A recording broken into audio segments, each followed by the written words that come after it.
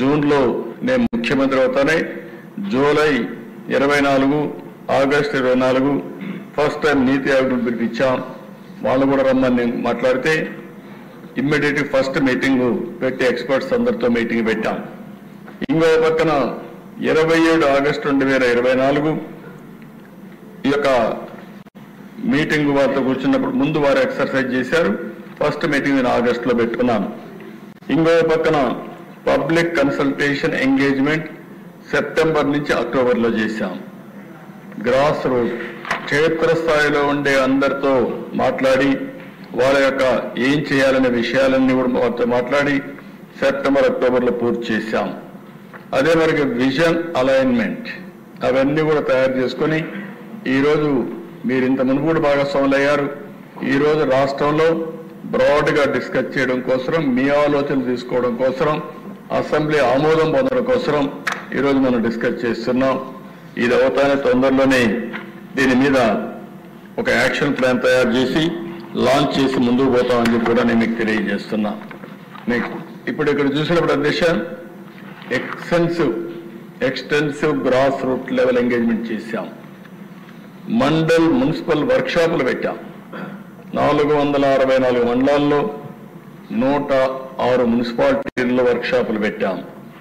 1,18,000 కుటుంబాల్లో 2 పేజీలు ఇచ్చి వాళ్ళందరి వ్యూస్ తీసుకున్నాం. QR code response coding system పెట్టి ఒక షార్ట్ క్వశ్చనర్ కూడా ఇచ్చి వాళ్ళ అభిప్రాయాలు, వాళ్ళ ఆస్పిరేషన్స్, వాళ్ళ కోరికలు అవన్నీ కూడా తీసుకొని ఈ విషయం తయారు చేశాం. అవేర్నెస్ మీటింగ్స్ 936 మండలాల్లో 465 మున్సిపాలిటీలో పెట్టి, లొకాలిటీస్లో పెట్టి 10,078 మీటింగ్స్ గ్రామ పంచాయతీల్లో పెట్టి వాళ్ళ అభిప్రాయాలు తీసుకున్నారు. ఇంకో పక్కన దేశ 26 జిల్లాల్లో ఎమ్మెల్యేలు, ఎమ్మెల్సీలు, ఎంపీలు అందరూ కలిసి ఒక మీటింగ్లు పెట్టారు. స్కూల్ కమిటీస్ అన్ని 2,100 కాంపిటీషన్లు పెట్టి 4,50,000 మంది పార్టిసిపేట్ చేశారు. ఇంటర్మీడియట్ కాలేజెస్లో 622 కాంపిటీషన్స్ పెట్టి 43,000 మంది పార్టిసిపేట్ చేశారు. ఇంకో పక్కన కాలేజ్ యూనివర్సిటీలో 352 ఇన్స్టిట్యూషన్స్ లో 38,000 మంది స్టూడెంట్స్ కూడా దీంట్లో భాగస్వాములు అయ్యారు.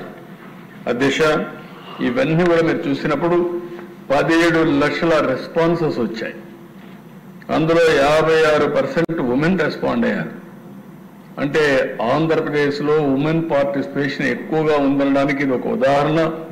100 మంది మొత్తం దీంట్లో భాగస్వాములు అయితే కన్సల్టేషన్లో 56% ఉమెనే పార్టిసిపేట్ చేశారంటే ఒక ప్రగాఢమైన ఆస్పిరేషన్స్ వాళ్ళలో ఉన్నాయి. మేము కూడా ముందుండాలని ఆలోచన ఉంది. దానికి నిదర్శనమే ఇదని కూడా నేను మీకు తెలియజేస్తున్నా. ఇంకో పక్క 28% విద్యార్థులు, స్టూడెంట్స్, యూత్ వాళ్ళ జీవితాల కోసం ఎట్టుండాలి, విజన్ అంటే ఏంటి, మేము కూడా ఉండాలి, మా జీవితం కూడా దీంతో ముడిపడి ఉంది అనే ఉద్దేశంతో 28% ఇక్కడ భాగస్వాములు అయ్యారు. రైతులు 17% అయ్యారు. 5% సీనియర్ సిటిజన్స్ అయ్యారు.